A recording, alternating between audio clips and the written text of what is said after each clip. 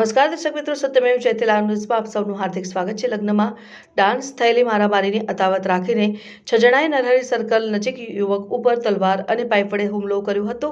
વરસિયા વિમલ દવાખાના પાછળ રહેતો અર્જુનસિંહ દર્શનસિંહ દુધાણી ચશ્મા પહેરવાનું કામ કરે છે અને 4 મહિના અગાઉ જોહરસિંહ દિલીપસિંહ બાવરીના છોકરાના લગ્નમાં ડીજેમાં ડાન્સ કરતી વખતે અર્જુનસિંહનો ભીમા બાવરી, સનીસિંહ બાવરી, અમરસિંહ બાવરી, રાજાસિંહ બાવરી અને જોહરસિંહ સાથે મારામારી થઈ હતી। જોકે તેઓના સગા સંબંધીએ વચ્ચે પડી સમાધાન કરાવી દીધું। ત્યારબાદ ગત 17મી જાન્યુઆરીએ રાત્રે 8 વાગે અર્જુનસિંહ મિત્ર સચિન ટાંગ, બિટ્ટુ સિંહ ટાંગ, જનરલસિંહ દુધાણી ભેગા થઈને નરહરી હોસ્પિટલ સર્કલ ખાતે ચા પીવા ગયો હતો। ફતેગંજ તરફથી આવી રહેલો એક બોલેરો કારમાંથી 5 થી 6 જણા ઉતર્યા, જે પૈકી ભીમ સત્તામ બાવરી પાસે તલવાર હતી, અમરસિંહ ઉર્ફે લખન નોરસિંહ બાવરી પાસે લોખંડની પાઇપ હતી અને સનીસિંહ જેતુસિંહ બાવરી પાસે લોખંડની પાઇપ હતી અને રાજાસિંહ સતનામસિંહ બાવરી પાસે તલવાર હતી અને હુમલાખોરો અર્જુનસિંહને મારવા પાછળ દોડ્યા।